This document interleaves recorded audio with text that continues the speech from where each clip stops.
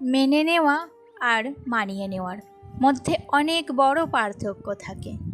মেনে নেওয়া মানে মনের ভেতর থেকে কিছু একটা স্বীকার করে নেওয়া, আর মানিয়ে নেওয়া মানে নিজেকে বদলে ফেলা, নিজের ইচ্ছাগুলোকে চুপ করিয়ে রাখা।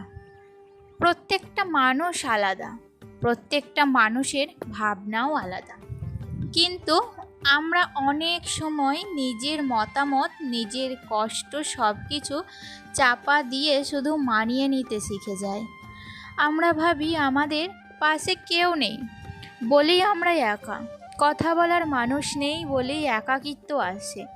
কিন্তু সত্যিটাই একটু অন্যরকম। সত্যি কথা বলি, একটা মেয়ে তখনই সব থেকে বেশি একা অনুভব করে যখন তাকে বোঝার মতো কেউ থাকে না। তার কথা শোনার মতো মানুষ থাকলেও তার অনুভূতি বোঝার মতো মানুষ না থাকলে সেই একাকিত্বটাই সবচেয়ে কষ্টের। অনেক কথা হবে, অনেক গল্প হবে, আগে আমার পরিচয়টা তোমাদের সাথে দিয়ে দিই। নমস্কার, কেমন আছো সবাই? আশা করি সবাই খুব ভালো আছো। আমি সুমি। আজকে আমার আরও একটি নতুন ব্লগে তোমাদের অনেক অনেক স্বাগত। ঘুম থেকে উঠতে আজকে প্রায় অনেকটা লেট হয়ে গেছে। আর কি বলো তো, কালকে রাত্রে এত গরম ছিল যে ঘুম হয়নি একদমই। মানে প্রাণ মনে হচ্ছিল যাই যাই অবস্থা, এরকমই গরম ছিল। আমাদের ওপর তলাটা অনেকটা গরম হলেও নিচের তলাটা নাকি বেশ ঠান্ডা। কিন্তু রাত্রিবেলায় যখন দরজা জানলা বন্ধ করে ঘুমোই, তখন ঘরের মধ্যে মনে হয় একটা বড় গুমোট ভাব করে।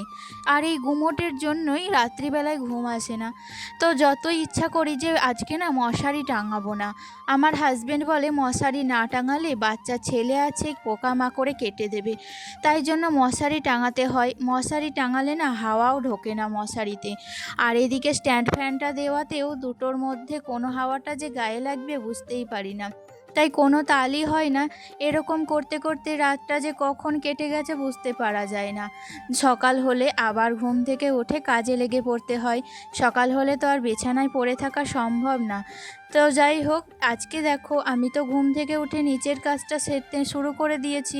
আর আমার হাজবেন্ড কিন্তু এখনও শুয়ে রয়েছে নিচে। যেহেতু প্রচণ্ড পরিমাণে গরম লাগছিল, তাই ভোরের দিকে উঠে ওপরে এসে সোফার মধ্যে শুয়ে রয়েছে। আসলে আমাদের দোতলাটা ওপরে গরম হলেও সকালের দিকটা বেশ হাওয়া দেয় বাইরেটা, তাই জন্য বারান্দাটা একটু ঠান্ডা ঠান্ডা ভাব লাগে। আর তাই জন্যই ও ওপরে শুয়ে আছে। আমি আর ওকে ডেকে তুললাম না, সারা রাত ঘুম হয়নি এই গরমের মধ্যে, তাই জন্য ও ঘুমিয়েই আছে। আর আজকে তো যেহেতু ইলেকশন, তাই জন্য আমার ছেলের স্কুল ছুটি। ও তো আজকে স্কুলে যায়নি, তাই ও দেখো ঘুম থেকে উঠে পড়েছে আমার সাথে সাথেই। আর এখানে এসেছে ওর বাবার সাথে খেলা করবে, কিন্তু বাবার তো ঘুম হয়নি। আমি বললাম যে বাবাকে ডাকিস না, বাবা কিন্তু একটু রেস্ট নেক, তাই আমার সাথেই চলে এসেছে ছাদে। বিছানার ওই ঘরের বেড কভার দুটো তুলে নিয়েছি আজকে। আর এখন তো মেঘলা মেঘলা করছে, সকাল টাইমটা বেশ আবহাওয়া ভালো থাকে। আর এই আবহাওয়াতেই কাজ যত তাড়াতাড়ি সেরে নেবে ততই ভালো। আজকে আমার লক্ষ্মী জবা গাছটাতে দেখো 4টে ফুল ফুটেছে। আর এত সুন্দর ফুল দিচ্ছে প্রতিদিন 4টে 5টা করে। আর এদিকে আমার ঘিয়া জবাতে একটা আর হলুদ জবাতেও একটা, এক গাছ করে কুড়ি এসছে। ফুল কিন্তু তুমি যতই বলো গাছে সুন্দর, ফুল একমাত্র দেবতার পায়েই কিন্তু সুন্দর লাগে। একটা ফুল জন্ম নেয় দেবতার চরণে যাওয়ার জন্য। গাছে যতই ফুল সুন্দর হোক না কেন, প্রত্যেকটা ফুল আমি কিন্তু প্রতিদিন আমার বাড়ির ঠাকুরের পায়ে দিতেই ভালোবাসি, এটা আমি মনে করি। যেহেতু প্রচুর গরম পড়েছে, তাই জন্য আজকে দুপুরে বানাবো আমি পাতলা করে আদা বাটা দিয়ে ঝোল। আর এদিকে একটু পটল ভাজা আর মুচমুচে করে একটু ঝিঙে আর আলু ভাজা ভেজে নিয়েছিলাম। সবজি কাঁচা অবস্থাতে যতই দেখাক না কেন, একটুখানি যেই কষতে শুরু করবে অমনি সবজি হেজে গিয়ে একটুখানি হয়ে দাঁড়াবে। আর এই যে দেখো আমার ঝোল তাড়াতাড়ি করে আজকে কিন্তু রান্না কমপ্লিট। আজকে হচ্ছে বৃহস্পতিবার, তাই জন্য নিরামিষ রান্না তাড়াতাড়ি সেরে নিয়েছি। আর এখন আমি রেডি হয়ে নিয়েছি, বাড়ির সবারই খাওয়া দাওয়া কমপ্লিট হয়ে গেছে, ছেলেকেও খাইয়ে দিয়েছি। সবাই মিলে যাব এখন ভোট দিতে, নাগরিকত্বার একটা পরিচয় তৈরি করতে। তো যাই হোক, আমার ভোট আমার অধিকার, তাই জন্য দেখো ভোট দিয়ে চলে এসেছিলাম। আর ভোটের ওখানে না ফোন নিয়ে যাওয়া, ক্যামেরা করা সব নিষিদ্ধ ছিল, অ্যালাউ করছিল না। আর আমি খুব একটা সাহস করে নিয়েও যাইনি, যদি কোনো সমস্যা হয় সেই জন্য। তারপরে ওখান থেকে এসে মাথাটা যেমন করে বাঁধানো ছিল অমনিই বাঁধা রয়েছে, কেবল কাপড়টা চেঞ্জ করে নিয়েছি আর চলে এসেছিলাম ছাদে।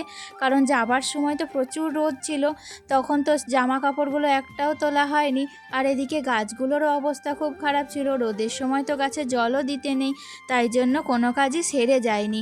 বাড়ি এসে তারপর দেখো জামা কাপড়গুলোও তুলে নিলাম, আর এখন প্রত্যেকটা গাছের মধ্যে জলও দিয়ে নিলাম।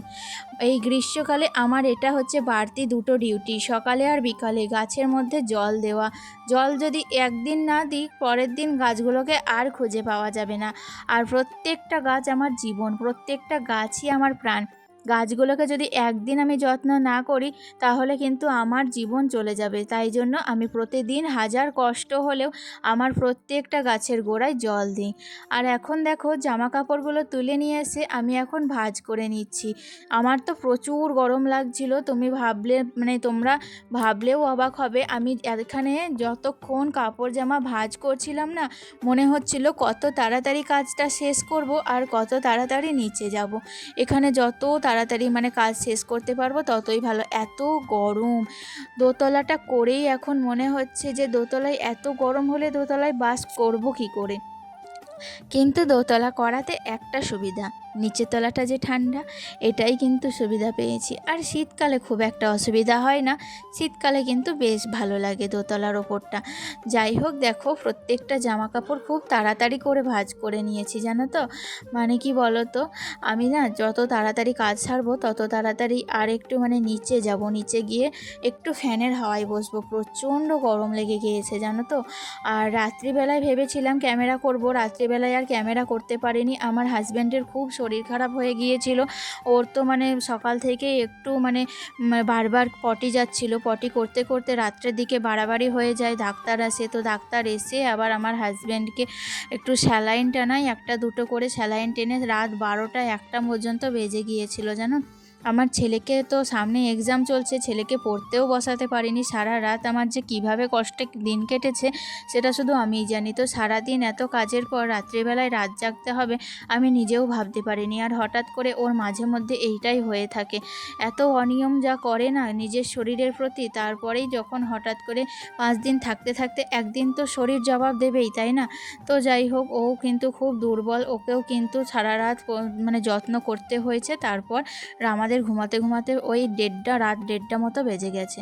আজকে তাহলে চলো এতটুকুই, দেখা হচ্ছে নেক্সট ব্লগে। ভালো থেকো তোমরা, ভালো লাগলে লাইক দিও, টাটা।